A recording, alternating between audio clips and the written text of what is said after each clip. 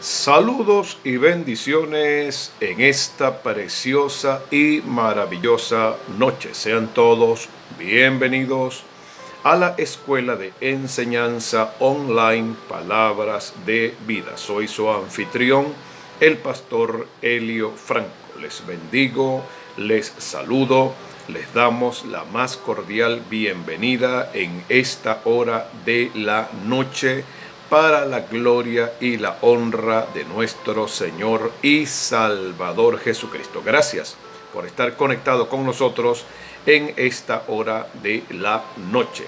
Este espacio sale a ustedes todos los jueves de 8 a 9 de la noche, hora de Venezuela. Saludamos inmediatamente desde Paraguay.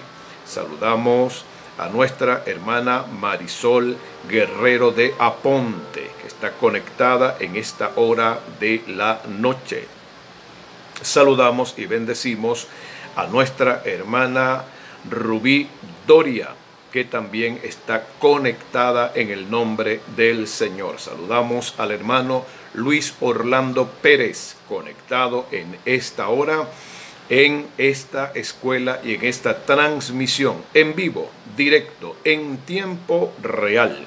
Usted está recibiendo una palabra de manera directa en este momento, en el nombre de Jesús de Nazaret. Nuestra hermana Rubí Doria nos saluda, conectados desde la urbanización Caja de Agua. La pastora Marisol, saludos y bendiciones, querido apóstol. Saludos para el pastor José Aponte, para toda la familia allá en Paraguay, sirviendo al Señor, compartiendo la palabra, alimentando y pastoreando la iglesia que el Señor les ha entregado.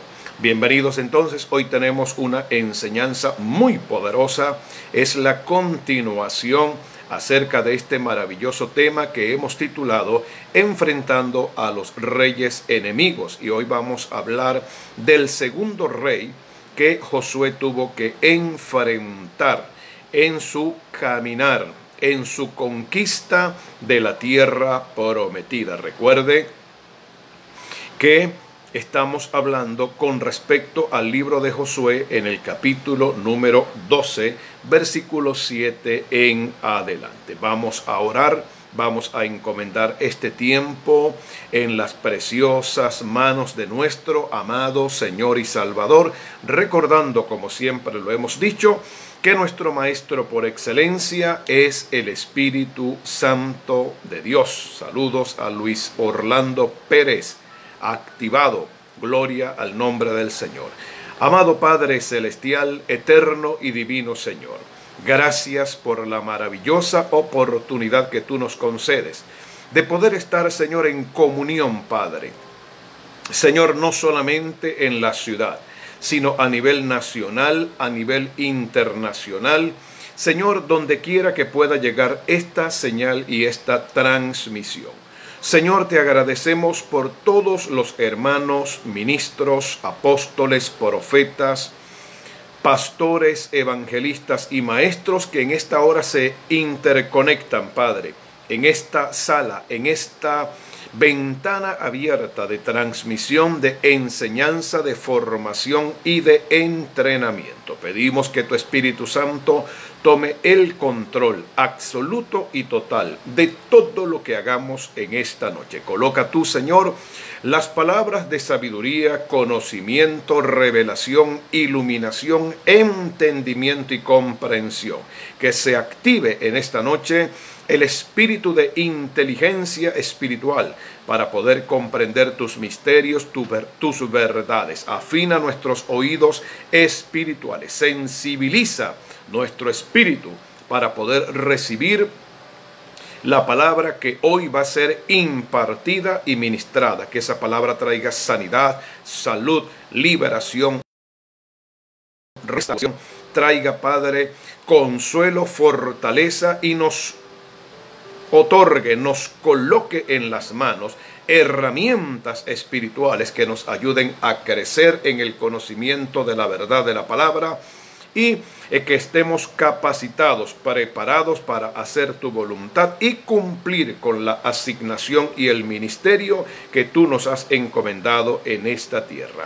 Todo esto lo pedimos en el dulce y maravilloso nombre de Jesucristo, a quien sea la gloria, la honra y el poder por los siglos de los siglos. Y la iglesia dice: amén. Saludos al hermano Edgar Mejía, saludos a su amada esposa Lisbeth, saludos a sus hijos, saludos a mi amada esposa, mi fiel compañera, intercediendo constantemente por estas transmisiones. Le recomendamos que usted, por favor, tome unos segundos de su tiempo, reenvíe un mensaje a todos sus contactos de Facebook, a través de Messenger, a través de su dispositivo móvil, a través del WhatsApp, y les avise que ya estamos en vivo y directo en esta escuela.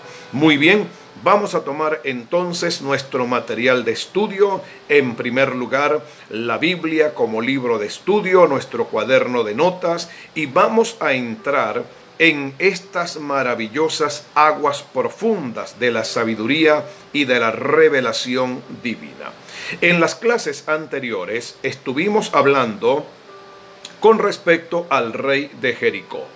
La Biblia nos enseña claramente que nuestro primer frente de batalla en el ministerio, nuestro primer frente de batalla en todo lo que emprendamos en la obra de Dios, en todo lo que emprendamos para Dios, que tenga un significado, una trascendencia espiritual, el primer enemigo que vamos a encontrar en el camino se llama la inconstancia, se llama la bipolaridad espiritual, el desánimo, el desgaste, la tendencia de comenzar cosas que nunca terminamos, la tendencia de abrir espacios y puertas que nunca cerramos, la tendencia de comenzar proyectos a los cuales nunca le damos ninguna conclusión, la tendencia de comenzar estrategias de trabajo, empresas, sueños, visiones, proyectos, emprendimientos que luego,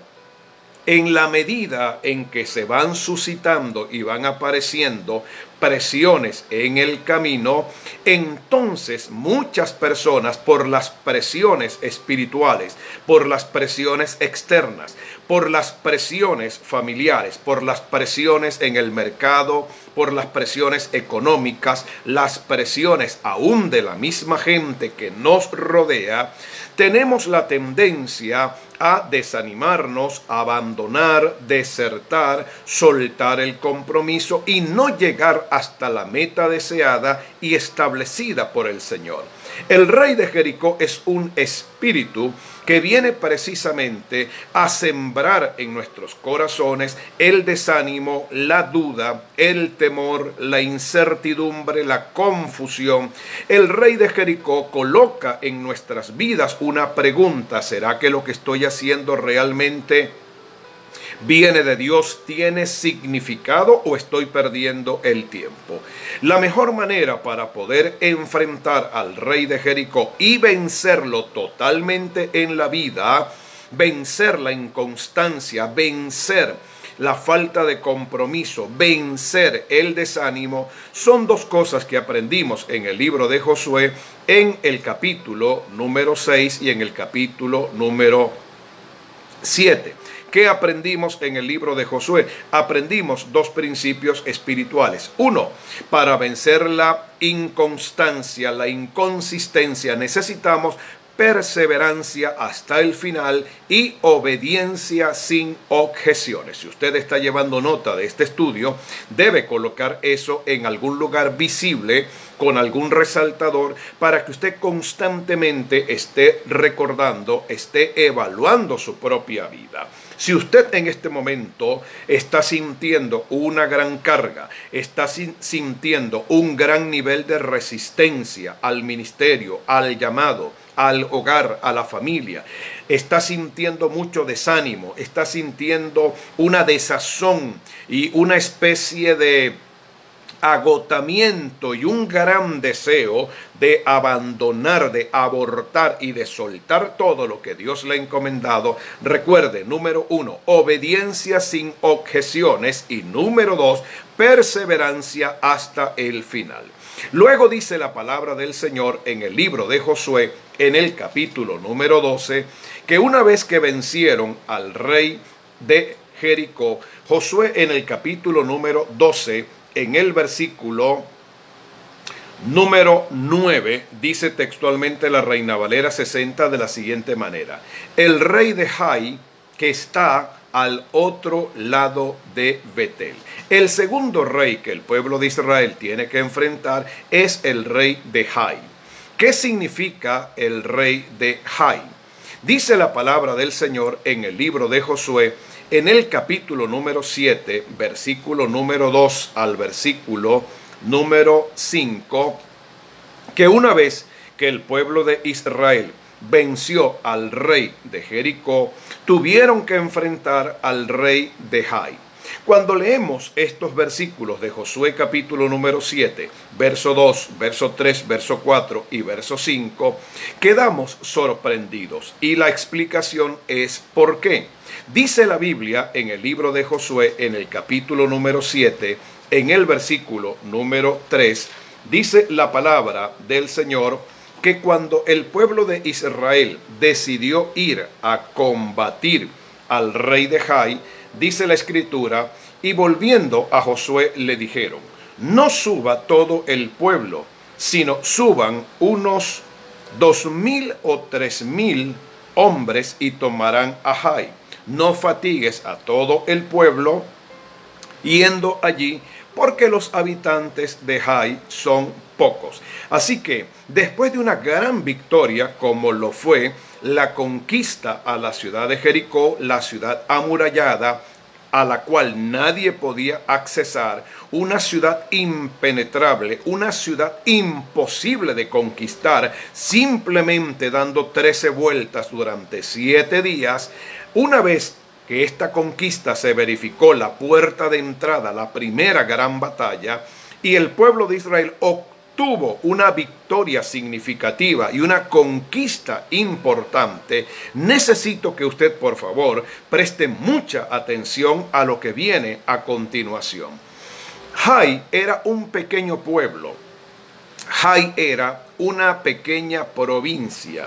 No representaba para el pueblo de Israel, no representaba ningún riesgo, ningún peligro. Jai no era un pueblo contrincante digno. Jai representaba una pequeña batalla. De hecho, los generales y los soldados al mando de Josué le recomendaron que con 2,000 o 3,000 hombres era suficiente y que no era necesario fatigar a todo el ejército porque los habitantes de Jai eran pocos. Note por favor con suma atención lo que ocurre cuando el pueblo de Israel va a pelear contra el rey de Jai. Israel acaba de tener una tremenda victoria que resonó en los cielos y resonó en las naciones enemigas que estaban en Canaán. Haber conquistado a Jericó, haber tenido victoria contra el rey de Jericó, causó mucho ruido en las naciones vecinas. Israel se levantó, se erigió como un pueblo conquistador, como un pueblo poderoso, con un Dios real, con un Dios vivo, con un Dios sobrenatural, con un Dios extremadamente maravilloso que intervino de manera sobrenatural en la conquista de Jericó. Por lo tanto, tomar el pequeño pueblo de Jai era una cosa sencilla, era una incursión militar que no requería de mayor esfuerzo. En primer lugar, lo que debemos saber es que Jai significa montón de piedras. El término Jai significa escombros. El término Jai significa ruinas. Así que el segundo rey que iban a enfrentar el pueblo de Israel era el rey de los escombros, el rey de la ruina. Lo primero que debemos saber es que Israel ha experimentado una gran victoria. Pero lo segundo que usted debe saber es que frente al pequeño pueblo de Jai, frente a la nación insignificante de Jai, frente al pequeño pueblo de Jai, al cual los generales de Josué dijeron, con 2,000 o 3,000 soldados podemos fácilmente ganar esta batalla, se convirtió en una de las peores derrotas del pueblo de Israel, así como me está escuchando.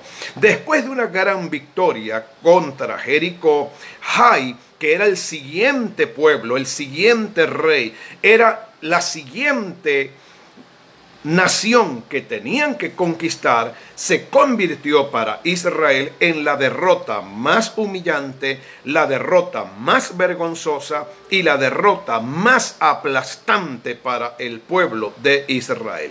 Así que ya a estas alturas del estudio deberíamos comenzar a hacernos varias preguntas muy importantes.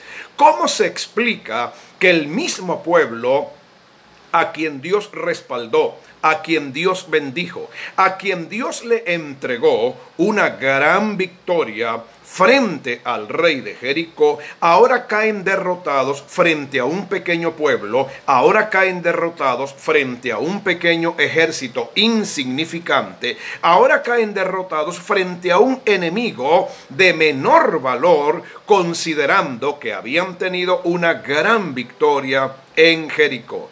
Al llegar a el enfrentamiento y a la guerra contra el rey de Jai, tenemos que comenzar a revisar una cantidad de cosas. ¿Por qué una derrota después de una gran victoria?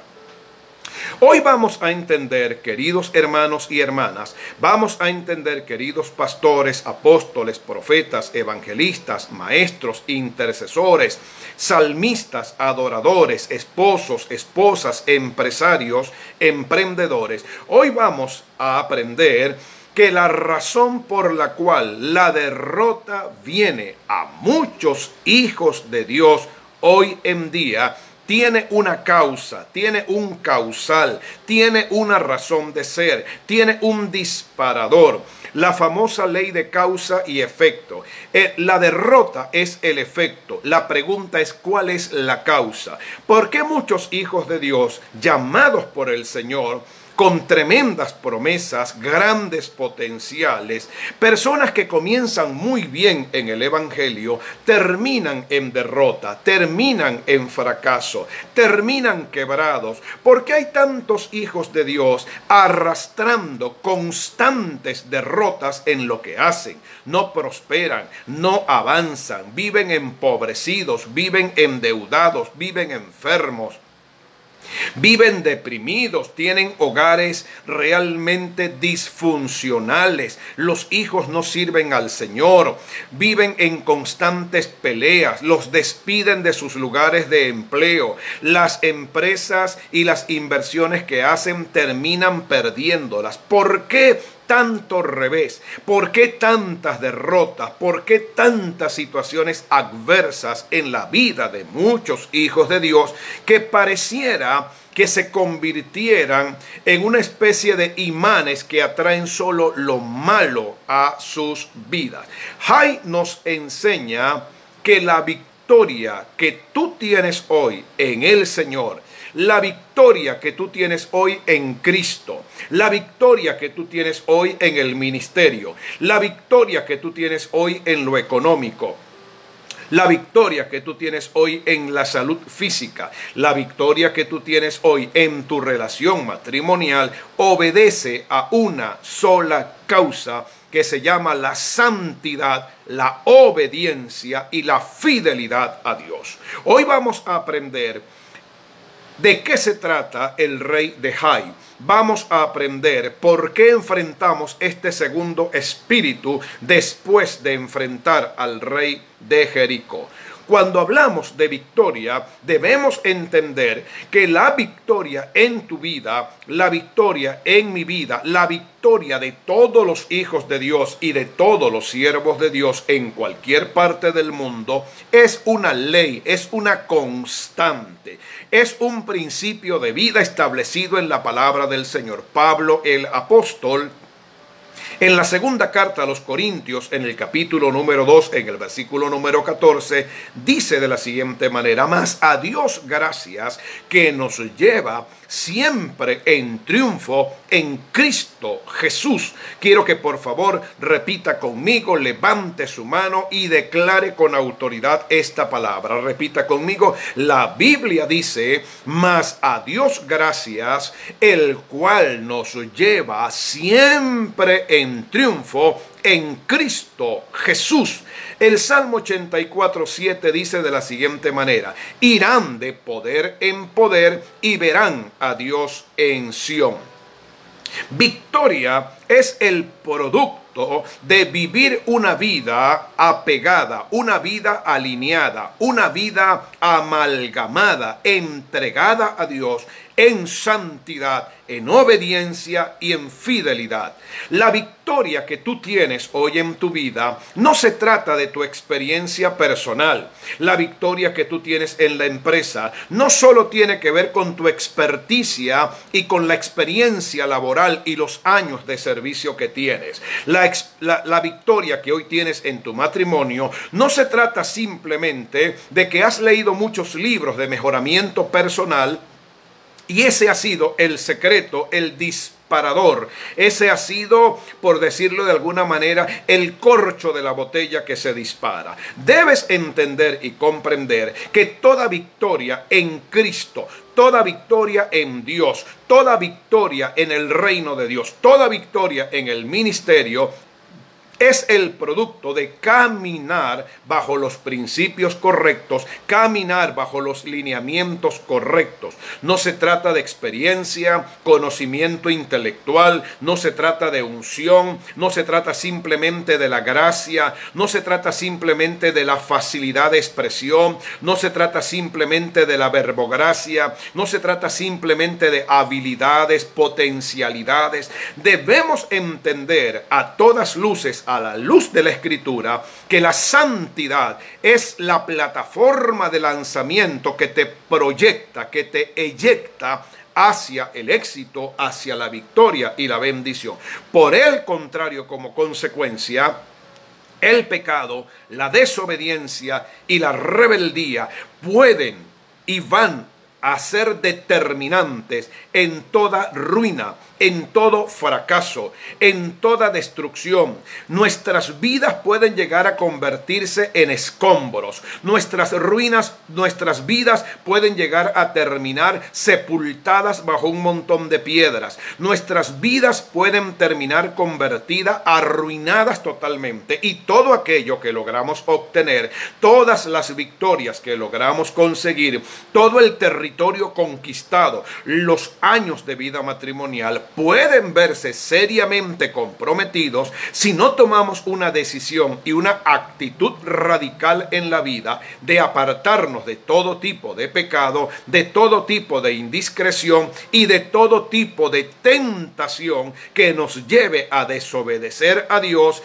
y a pasar por encima de los principios establecidos en la palabra de Dios. Solo por favor le pido que usted sostenga una entrevista imaginaria con algunos personajes de la Biblia que comenzaron bien y terminaron mal. Sostenga, por favor, una conversación imaginaria al leer la Escritura con hombres y mujeres que fueron llamados con un gran ministerio, fueron llamados a hacer cosas extraordinarias, fueron llamados en su época, en su generación, en el tiempo en que les tocó vivir, fueron llamados para ser hombres y mujeres de gran influencia y terminaron lamentable y tristemente, terminaron sus vidas y terminaron sus días en escombros y en ruinas. Algunos nombres que vienen a mi mente: Adán y Eva, David al haber cometido el pecado, Sansón que terminó de manera tan drástica y dramática, el mismo rey Salomón, el rey Saúl, Esaú, hermano de Jacob, y tantos hombres y mujeres que aparecen en la Biblia. Es imposible tener conquistas significativas, es imposible tener conquistas importantes en la vida de cualquier tipo de proyecto. No estamos hablando solamente de ministerios, no me estoy dirigiendo solamente a ministros, no me estoy dirigiendo solamente a líderes, obreros, no me estoy dirigiendo solamente a los que están ministrando en el púlpito, están ministrando en el altar o tienen algún tipo de responsabilidad importante dentro de la congregación. Me dirijo a ti como padre, me dirijo a ti como esposo, me dirijo a ti como esposa, me dirijo a ti como madre, me dirijo a ti como joven, como niño, como anciano. Si en verdad deseas tener conquistas importantes en proyectos grandes o pequeños, recuerda este principio que nos enseña el rey de Jai. Arrastrando pecados, cargando con pecados, cargando con desobediencia en lo que estamos haciendo, viviendo una vida desalineada, una vida totalmente alejada de Dios y de la palabra. Es imposible que Dios me bendiga, que Dios me prospere. Es imposible que Dios me respalde. Es imposible que Dios haga valer su palabra y la haga efectiva en mí si Dios no ve en mi corazón una actitud de santidad, una actitud, una pasión y un deseo profundo por servirle en obediencia, por servirle en fidelidad.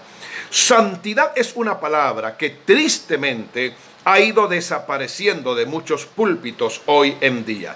En el Antiguo Testamento, la palabra santidad era una palabra que se remarcaba, era una palabra que se enfatizaba. En casi todos los libros del Antiguo Testamento, el tema de la santidad aparece como una huella imborrable de Dios. De hecho, la Biblia enseña en el libro del Éxodo, capítulo 28, verso número 36 al verso número 38, si está llevando nota del estudio, en Éxodo capítulo 28, verso 36, dice la palabra del Señor: harás además una lámina de oro fino y grabarás en ella como grabadura de sello santidad al Señor. Y la pondrás, verso 37, con un cordón de azul y estará sobre la mitra, una especie de sombrero que usaba el sumo sacerdote.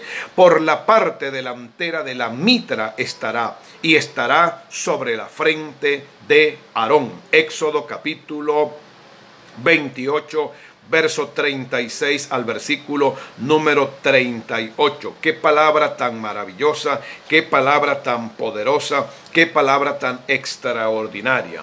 Cada vez que el sumo sacerdote iba a entrar al lugar santísimo, en su vestimenta, en su atavío, en aquellas cosas que él tenía que colocarse para poder accesar, en la mitra o en el sombrero que usaba, con lo cual se cubría la cabeza el sumo sacerdote, había una lámina de oro que decía en hebreo: santidad al Señor. Saludos y bendiciones al hermano Lewis Suárez, a mi hermana Andrea, a todo su grupo familiar. Le bendecimos en el momento en que se está conectando. Por lo tanto, ¿qué aprendemos del rey de Jai? ¿Cuál es la lección aprendida? ¿Por qué Josué tuvo que enfrentar al rey de Jai? ¿Por qué Israel, después de una gran victoria frente al rey de Jericó, experimentan una derrota tan aplastante y tan humillante frente a un pequeño pueblo como era el pueblo de Jai?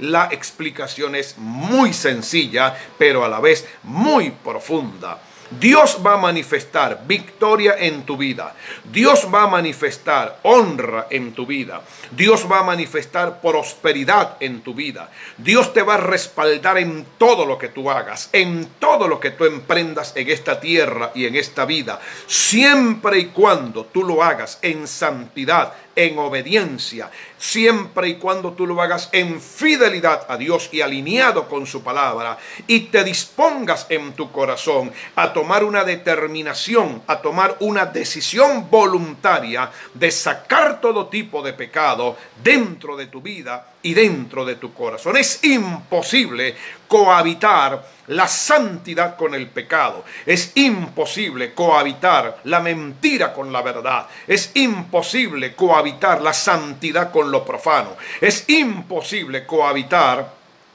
en medio de la justicia con la injusticia. Muchos creyentes se han dejado arrastrar por las corrientes de este mundo, se han dejado arrastrar por las vivezas de este mundo, se han dejado arrastrar por las malas tendencias de este mundo a la hora de hacer negocios, a la hora de entablar relaciones comerciales, a la hora de hacer negociaciones, a la hora de comprometerse. Y eso es sumamente peligroso para un creyente, es sumamente peligroso para un ministro, es sumamente peligroso para una familia. Un gran saludo, bendiciones a un gran hermano, amigo, a quien aprecio, respeto profundamente, el pastor Ángel Díaz, para Magali, su esposa y toda su familia en conexión en esta hora. Saludos a la familia Cárdenas Lozada, saludos a mi hermana Rosa, saludos al hermano William Cárdenas, están en sintonía en esta hora conectados con la conexión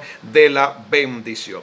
Cuando leemos el capítulo 7 del libro de Josué, que es el tema que estamos tratando en este momento, nos damos cuenta que hay una verdad que recorre todo el capítulo número 7. ¿Cuál es esa verdad? Y yo le pido que por favor lo anote, lo coloque, lo apunte en algún lugar visible de su agenda o de su cuaderno de escritura donde usted lleva nota del estudio. Todo principio quebrantado anula el cumplimiento de una promesa. Lo voy a repetir una vez más. Todo quebrantamiento de un principio establecido por Dios anula inmediatamente el cumplimiento de la promesa. Pastor, ¿qué me está diciendo y qué me está enseñando? Cada vez que yo quebranto una verdad escritural, una verdad de la cual tengo conocimiento, una verdad que está clara, meridiana, transparente, resplandeciente como la luz del día, yo sé que debo obedecer y cumplir eso, pero decido irme por la tangente, desviarme por otro camino para hacer las cosas a mi forma y a mi manera, esperando que al quebrantar el principio, Dios me respalde, Dios me bendiga y me prospere. Recuerde, todo quebrantamiento de principio anula el cumplimiento de la promesa. Ahora bien, ¿qué fue lo que pasó con Israel? ¿Por qué después de una gran victoria frente al rey de Jericó, por qué ahora Israel cae humillado frente a un pequeño pueblo llamado el pueblo de Jai? Saludos, bendiciones desde Venezuela a nuestra hermana Moralvia Eglé, allá en Milano, Italia, a esta hora de la noche. Aquí las 8:30 de la noche, las 20 horas, allá aproximadamente deben ser como las 2 de la madrugada, aproximadamente 3 de la madrugada, y nuestra hermana desde el otro lado del mundo en Europa está en sintonía y conectada. Bendiciones, Moralvia, bendiciones a tu amado esposo, bendiciones a tus amados hijos. Gracias por hacer este gran sacrificio y estar en plena madrugada conectada con nosotros desde Milano, Italia. Escúcheme bien, por favor, esto que estamos enseñando, porque me parece que es una palabra poderosa. ¿Por qué Israel cae derrotado frente a un pequeño pueblo, frente a una pequeña nación insignificante, fácil de derrotar? ¿Por qué el gran ejército de Israel cae derrotado y cae en vergüenza delante del rey de Jai? Lo primero que debemos hacer para interpretar y entender lo que la Biblia dice es simplemente hacerle un seguimiento a la lectura bíblica. En el libro de Josué, en el capítulo número 6, verso 17 y 18, si está llevando nota del estudio, Josué capítulo 6, versos 17 y 18, hay una orden que Dios de manera estricta y Dios de manera frontal le entregó al pueblo de Israel. La Reina Valera 60 dice en Josué capítulo 6, 17, 18, y será la ciudad anatema al Señor, con todas las cosas que están en ella. Solamente Raac, la ramera, vivirá con todos los que están en casa con ella, por cuanto escondió a los mensajeros que enviamos. Pero vosotros guardaos del anatema. 1. Ni toquéis. 2. Ni toméis cosa alguna del anatema, no sea que hagáis anatema al campamento de Israel y lo turbéis. Otra versión dice: no se queden con ninguna cosa que esté destinada para ser destruida, pues de lo contrario, ustedes mismos serán destruidos por completo y traerán desgracia al campamento de Israel. La pregunta es: si Dios había dado una orden previamente, con anticipación, con antelación, antes de entrar a Jericó, antes de conquistar a Jericó, antes de tomar la ciudad, y Dios dijo: no toquen y no tomen del anatema. Todo lo que hay en la ciudad será anatema. Nadie puede llevarse ningún recuerdo. Nadie puede llevarse ningún souvenir. Nadie puede llevarse ninguna pieza de colección para la casa, porque ustedes serán destruidos al igual que los habitantes de Jericó y traerán desgracia a todo el pueblo de Israel. Dice la Biblia en el libro de Josué, continuando con este estudio, siguiendo las pistas, libro de Josué, capítulo 7, versos 11 y 12, dice la escritura de la siguiente manera: Israel ha pecado y aún ha quebrantado mi pacto, dice el Señor, que yo les mandé. No es lo que dijo Josué, no es lo que dijeron los ancianos, no es lo que dijeron los sacerdotes, no fue lo que dijo el sumo sacerdote, no fue lo que dijeron quizás los generales del ejército de Josué. Esta fue una orden estricta y tajante de Dios. Han pecado y han quebrantado mi pacto que yo les mandé, y también han tomado del anatema y hasta han hurtado. 2.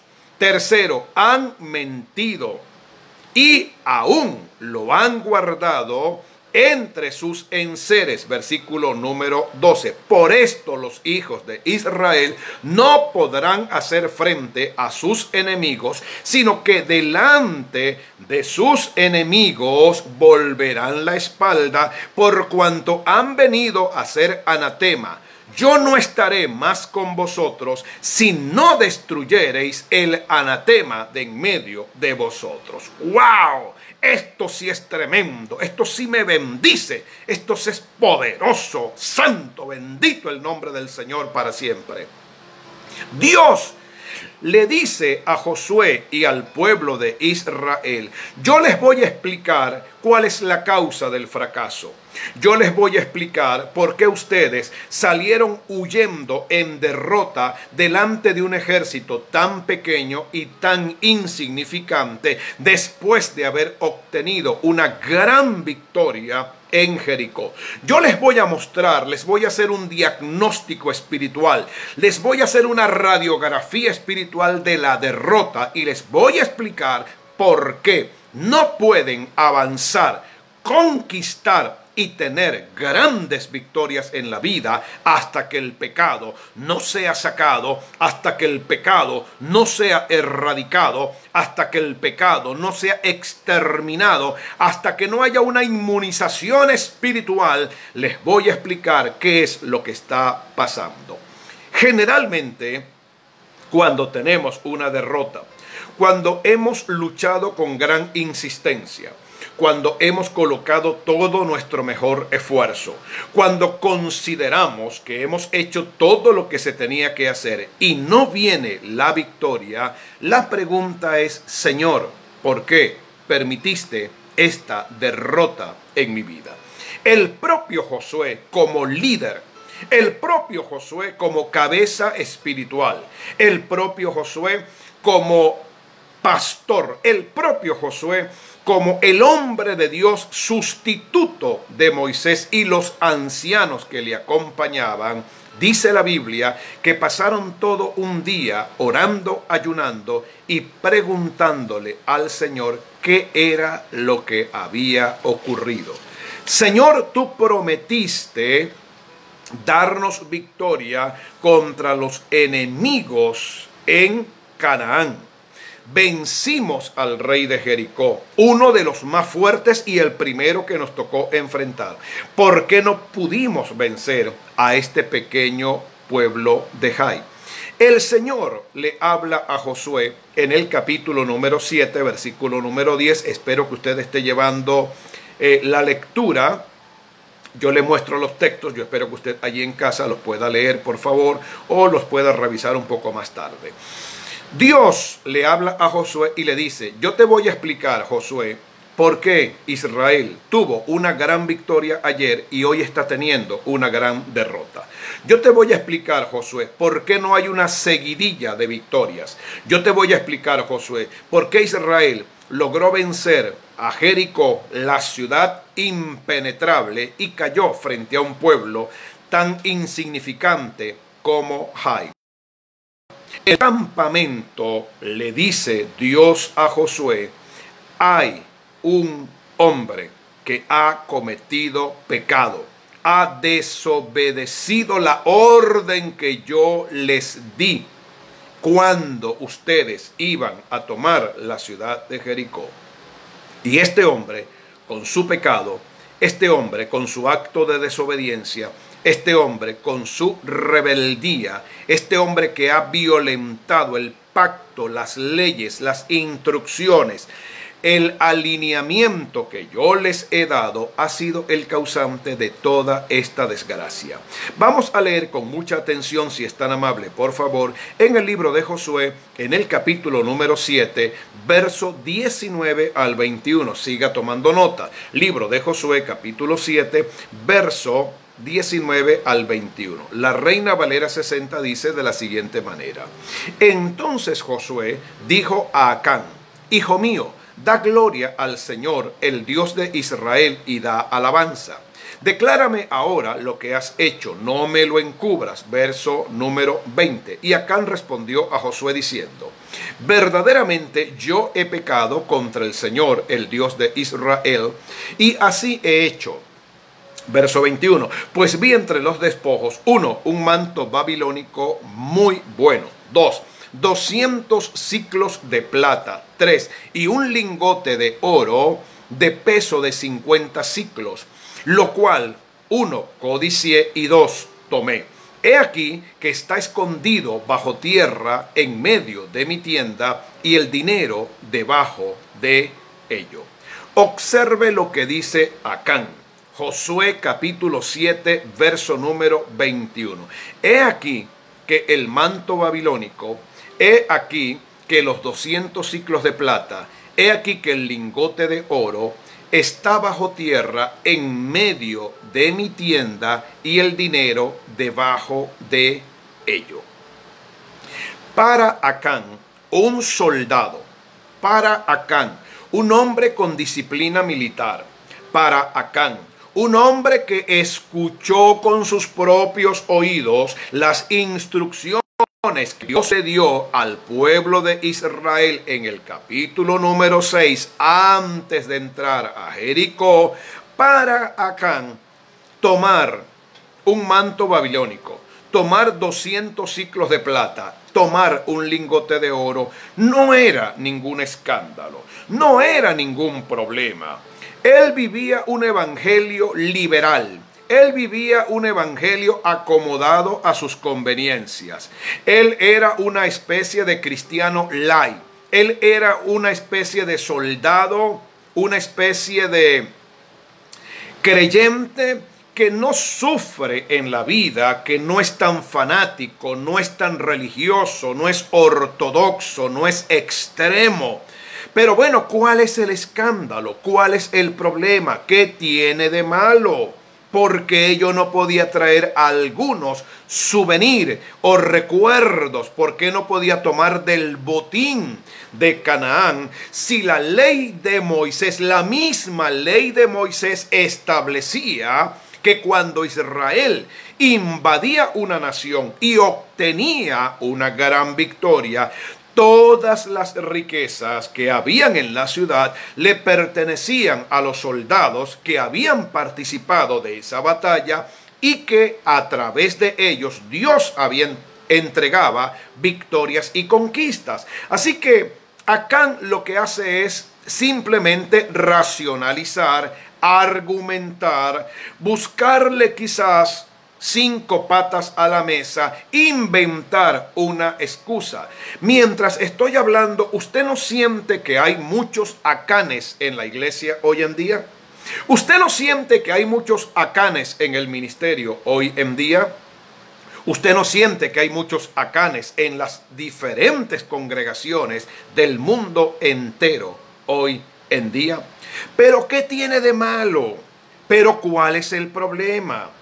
¿Pero por qué no puedo hacer esto? ¿Pero por qué no puedo hacer lo otro? Todo el mundo lo hace.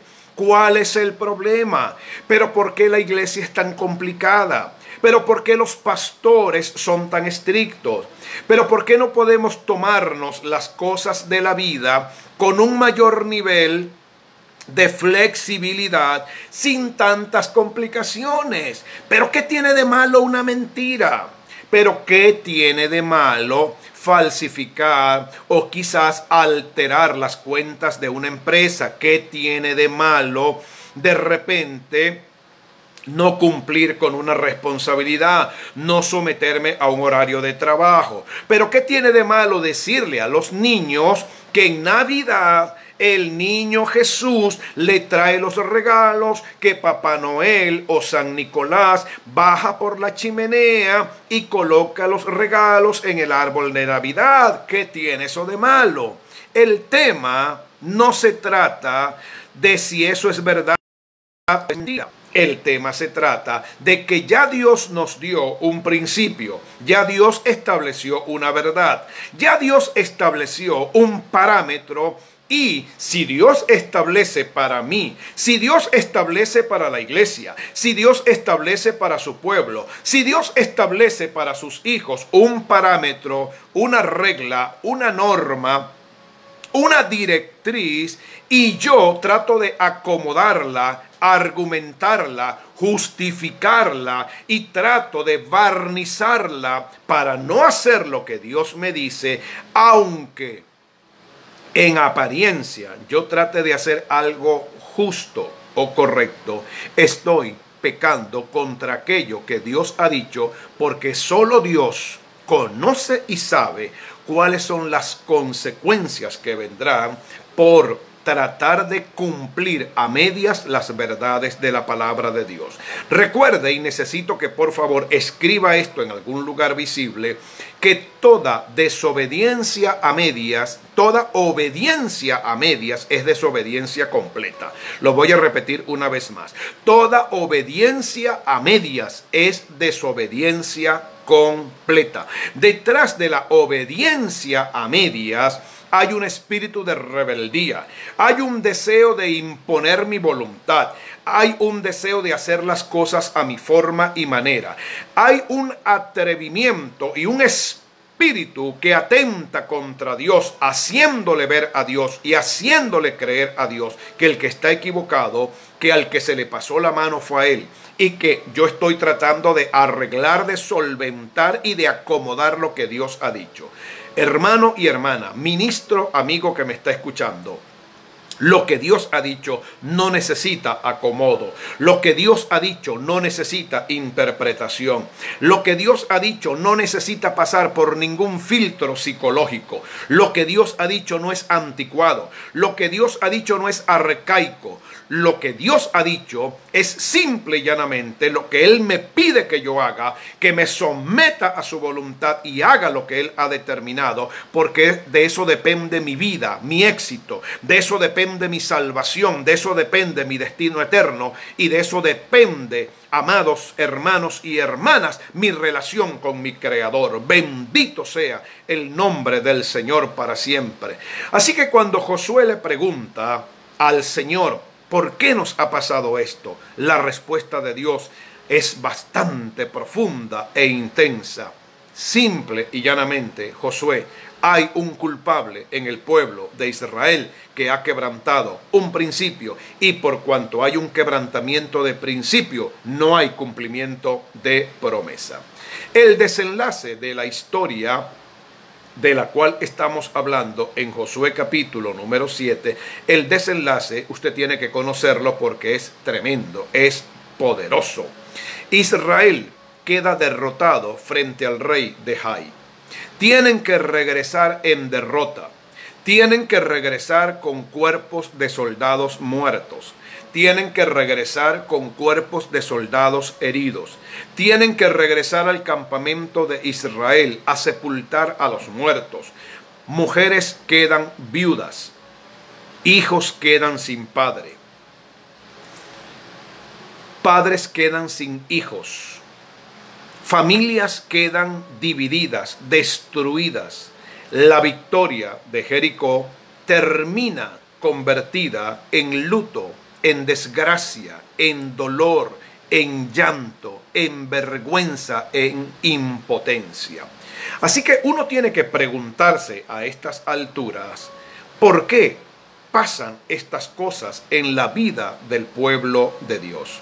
Vamos a mirar lo que ocurre en el libro de Josué, capítulo número 7, verso 24 al verso 26, por favor, y le pido que me siga con atención, ya estamos por cerrar esta hora de enseñanza. En el libro de Josué, en el capítulo número 7, verso 24, 25 y 26, leemos en la Reina Valera de la siguiente manera: Entonces Josué y todo Israel con él tomaron a Acán, hijo de Zera, el dinero, el manto, el lingote de oro, sus hijos, sus hijas, sus bueyes, sus asnos, sus ovejas, su tienda y todo cuanto tenía. Y lo llevaron al valle de Acor.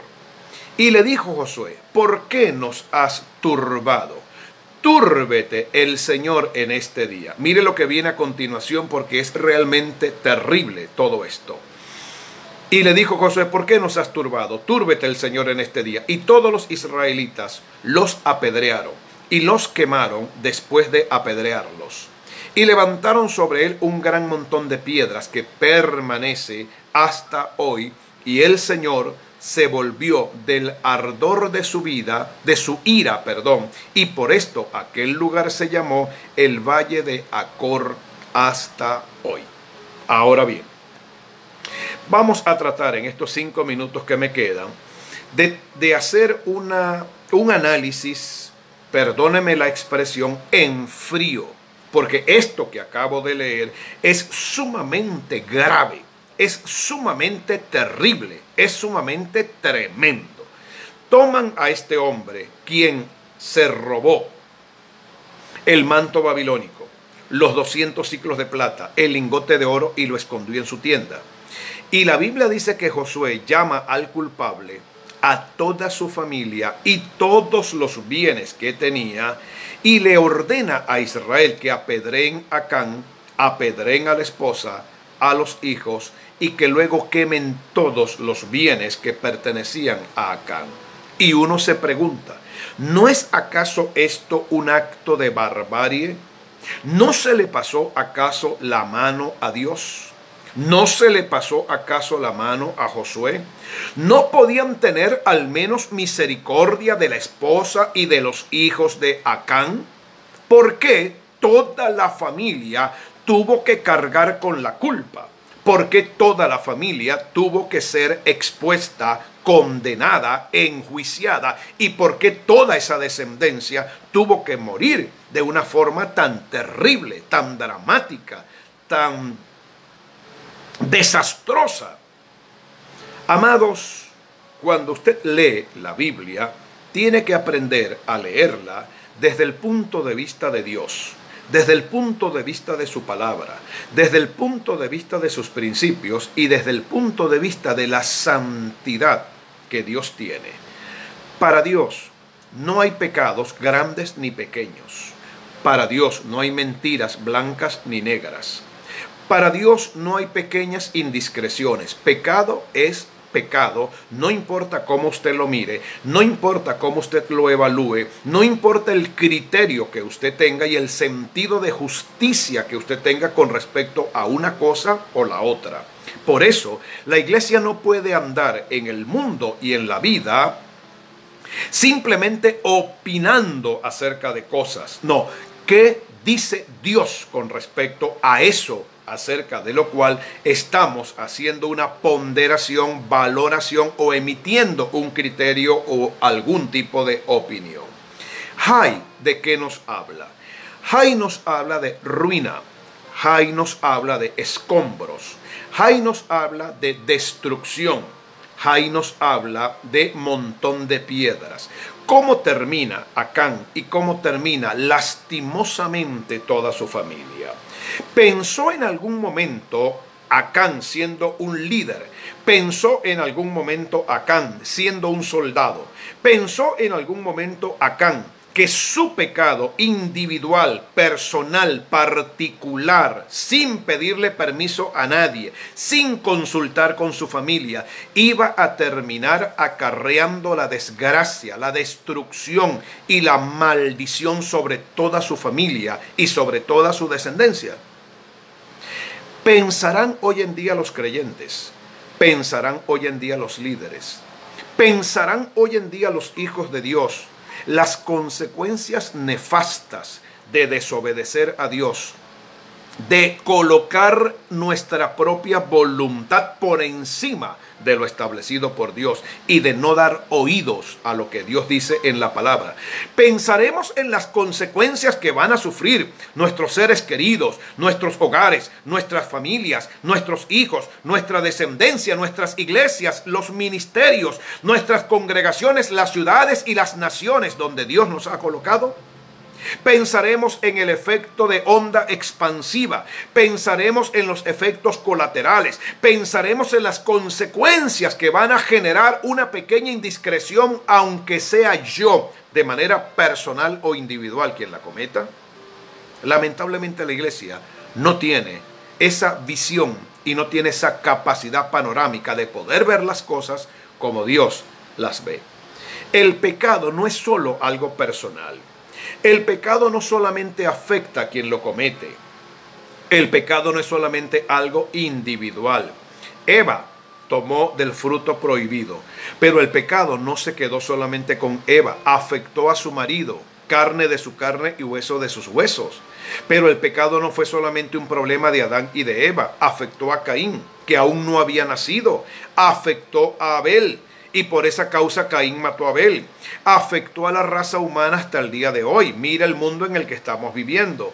Así que cuando hablamos del pecado, debemos hacer un análisis profundo, un análisis concienzudo, un análisis estricto de lo que significa el pecado y las consecuencias que va a tener sobre los demás, aunque sea una sola persona quien lo cometa. Acán pecó de manera particular y de manera personal. ¿Quiénes pagaron las consecuencias? La familia, los hijos, los animales, los bienes que tenía. El pecado es como la COVID-19. El pecado es un virus contaminante. El pecado es una pandemia. El pecado te convierte en un agente transmisor de maldición. El pecado nos convierte en conectores con las tinieblas. El pecado cierra los cielos. El pecado detiene la bendición de Dios. El pecado impide la respuesta a la oración. El pecado de un miembro en una iglesia va a afectar a toda la congregación entera. Por eso hay iglesias que aunque oran, ayunan, predican, sirven a Dios, hacen grandes esfuerzos para ganar almas para Jesucristo, pareciera que todo el esfuerzo, pareciera que todos los intentos, pareciera que todo lo que se está haciendo, pareciera que se echa en una especie de saco roto que termina drenándose por el fondo del saco. Por eso hay ciudades tan afectadas por el enemigo, por el pecado. Por eso hay países tan afectados por el pecado. Porque la situación espiritual de un país, la situación espiritual de una nación, la situación espiritual de una ciudad y la situación espiritual de una congregación puede obedecer al pecado de un solo miembro, al pecado de una sola familia, al pecado de un solo líder, al pecado de un solo ministro, y eso genera un efecto expansivo, eso genera una reacción, eso genera efectos colaterales, consecuencias espirituales en el ambiente, en los aires, en la tierra, en la ciudad, en la productividad. La iglesia no ha logrado entender que las crisis que las naciones están enfrentando hoy en día no son algo que se resuelve con oración, no se resuelven con ayuno, no se resuelve con clamores, no se resuelve con intercesión, se resuelve pidiendo perdón, buscando misericordia, arrepintiéndonos de todo pecado, volviéndonos a Dios y definitivamente caminando en la perfecta voluntad del Señor. ¿Qué nos enseña Jai? Jai nos enseña que las victorias están determinadas por una vida de santidad. Las victorias están determinadas por una vida de obediencia. Las conquistas en el mundo espiritual son el producto de una iglesia de hombres, mujeres, esposos, matrimonios, líderes y ministros que verdaderamente se comprometen a vivir en fidelidad, en rectitud, en temor y en integridad delante del Dios de los cielos, pero que toda derrota, todo fracaso, todo lo que nos impide avanzar no es culpa del diablo, es culpa de un pecado oculto del cual no hemos querido desprendernos de una forma o de otra. Todo pecado tendrá consecuencias multiplicadoras que afectarán la vida de todos los que están a nuestro alrededor. Hagamos un alto antes de terminar. Yo quiero invitarle para que juntos oremos. Y si hay algo en su vida, hay algo en su corazón, hay algo en lo más profundo de su ser que usted sabe porque sabe que es pecado, que no está bien delante de la presencia del Señor, no ore más por el pecado, no ayune más por el pecado, pida perdón, apártese y comience a partir del día de hoy a vivir una vida recta, una vida en temor y una vida en santidad que agrade a Dios. Y usted verá como todos los fracasos, todas las derrotas y todo lo que el enemigo le ha quitado y le ha tomado, le serán devueltos de manera multiplicada. Oremos. Padre, hoy estamos delante de ti, Señor, reconociendo, Padre, que ante ti, Señor, estamos al descubierto, estamos expuestos. No hay nada que esconder, Señor. Tú nos conoces perfectamente. Lamentablemente tenemos un falso concepto del pecado.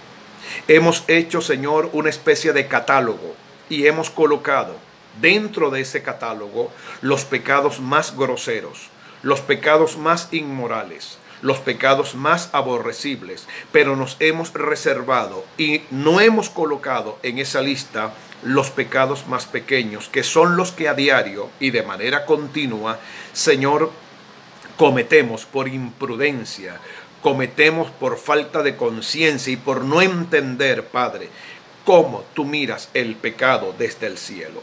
Hoy como iglesia te queremos pedir perdón. Hoy como ministerio te queremos pedir perdón. Hoy como nación te queremos pedir perdón. Hoy como hijos y como hijas de Dios te queremos pedir perdón, Señor. ¿Cuántas veces hemos fallado y no lo reconocemos? ¿Cuántas veces hemos cometido errores y no lo reconocemos? Solo vivimos, Padre, condenando el pecado escandaloso que otros cometen, pero no miramos hacia el interior. Señor, hoy queremos, al igual que Josué, pedirte perdón, Señor.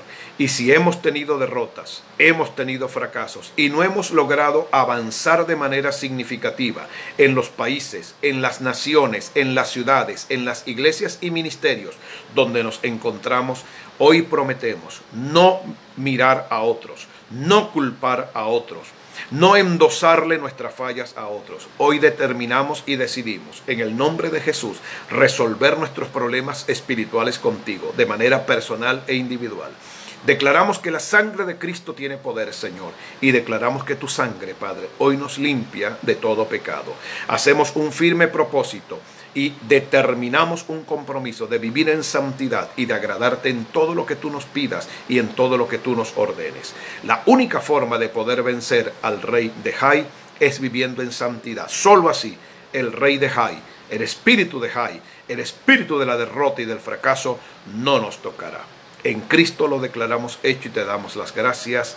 Amén y amén. Saludos y bendiciones a nuestra hermana Beatriz Flores conectándose en esta hora de la noche. Hemos llegado lamentablemente al final.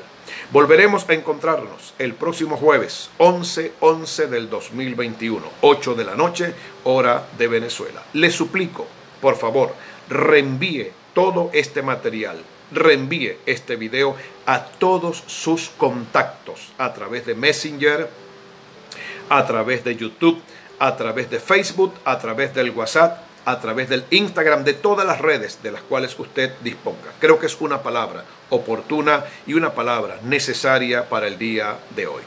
Muchas bendiciones, feliz noche, dulces sueños, que tengan un descanso apacible en la maravillosa presencia del Espíritu Santo. Soy el pastor Elio Franco y esta es la Escuela de Enseñanza Online Palabras de Vida. Les espero el próximo jueves a las 8 de la noche, hora de Venezuela. Shalom es paz.